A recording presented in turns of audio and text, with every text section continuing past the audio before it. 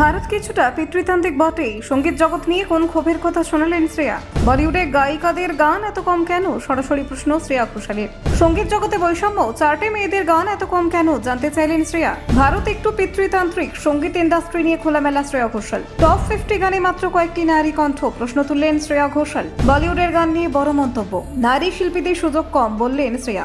লতা আসার যুগে এমন ছিল না, এখনকার সঙ্গীত নিয়ে প্রশ্ন শ্রেয়ার। সঙ্গীতের চার্টে কেন কম গায়িকারা, দেখুন। ভারতীয় সঙ্গীত জগতে প্রায় 2 দশক ধরে অন্যতম জনপ্রিয় কণ্ঠশিল্পী শ্রেয়া ঘোষাল। অসংখ্য হিট গান এবং বিভিন্ন ভাষায় গাওয়ার জন্য তিনি দেশে বিদেশে সমান জনপ্রিয়। তবে সম্প্রতি একটি পডকাস্টে তিনি ভারতীয় সঙ্গীত ইন্ডাস্ট্রি নিয়ে কিছু গুরুত্বপূর্ণ প্রশ্ন তুলেছেন, যা নিয়ে নতুন করে আলোচনা শুরু হয়েছে।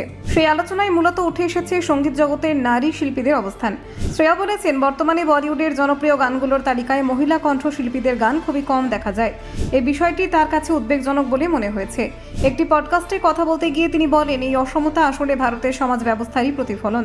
তার মতে, সমাজে যে ধরনের মানসিকতা রয়েছে, সঙ্গীত ইন্ডাস্ট্রিতে তার প্রভাব স্পষ্টভাবে দেখা যায়। শ্রেয়ার মতে, ভারতীয় সমাজে এখনও অনেকটাই পিতৃতান্ত্রিক কাঠামোর মধ্যে আবদ্ধ। সেই কারণে অনেক ক্ষেত্রে পুরুষ শিল্পীরা বেশি সুযোগ পেয়ে থাকেন। তিনি মনে করেন, এই বাস্তবতা সঙ্গীতের জগতেও প্রতিফলিত হচ্ছে।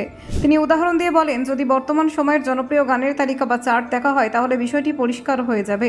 শীর্ষ 50টি গানের তালিকায় হয়তো মাত্র 6 বা 7টি গান মহিলা কণ্ঠশিল্পীদের গাওয়া, বাকি অধিকাংশ গানই পুরুষ শিল্পীদের। এই পরিসংখ্যান থেকে শ্রেয়া মনে করেন যে বর্তমানে সঙ্গীত ইন্ডাস্ট্রিতে একটি স্পষ্ট ভারসাম্যহীনতা তৈরি হয়েছে। তার মতে, এত কম সংখ্যক মহিলা কণ্ঠশিল্পীর গান জনপ্রিয়তার তালিকায় থাকা স্বাভাবিক নয়। তবে তিনি এটা উল্লেখ করেন যে অতীতে পরিস্থিতি এমন ছিল না।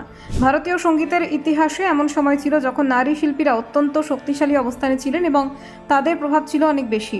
এই প্রসঙ্গে তিনি কিংবদন্তি শিল্পী লতা মঙ্গেশকর এবং আশা ভোসলের কথা বিশেষভাবে উল্লেখ করেন। তাদের সময়কে তিনি ভারতীয় সঙ্গীতের এক সোনালী অধ্যায় হিসেবে মনে করেন। শ্রেয়ার মতে, সেই সময় লতা মঙ্গেশকর এবং আশা ভোসলে শুধু জনপ্রিয়ই ছিলেন না, বরং গোটা সঙ্গীত জগৎকে প্রভাবিত করেছিলেন। অনেক ক্ষেত্রেই তাঁদের প্রভাব পুরুষ শিল্পীদের থেকেও বেশি ছিল। তিনি বলেন, সেই সময় বছরে বহু সংখ্যক গান গাইতেন এই 2 শিল্পী। তাদের কণ্ঠে অসংখ্য জনপ্রিয় গান তৈরি হয়েছে, যা এখনও শ্রোতাদের কানে সমান জনপ্রিয়। বর্তমানে পরিস্থিতির সঙ্গে সেই সময়ের তুলনা করলে স্পষ্ট পার্থক্য চোখে পড়ে বলে মনে করেন শ্রেয়া। তার মতে, গত প্রায় 10 বছর ধরে এই পরিবর্তনটি বেশি করে দেখা যাচ্ছে। তবে তিনি পুরো বিষয়টি নিয়ে হতাশ নন। তার বিশ্বাস, সময়ের সঙ্গে সঙ্গে পরিস্থিতি আবারও বদলাবে এবং মহিলা শিল্পীরা আবারও বেশি করে সুযোগ পাবেন। শ্রেয়া আশাবাদী যে ভবিষ্যতে ভারতীয় সঙ্গীত জগতে নারী এবং পুরুষ শিল্পীদের মধ্যে এই অসমতা ধীরে ধীরে ঠিক কমে যাবে। তার মতে, ভালো সঙ্গীতের কোনো লিঙ্গভেদ হতে পারে না, আর সেই কারণেই প্রতিভাই শেষ পর্যন্ত জায়গা করে নেয়। ব্যুরো রিপোর্ট, নির্ভীক বার্তা।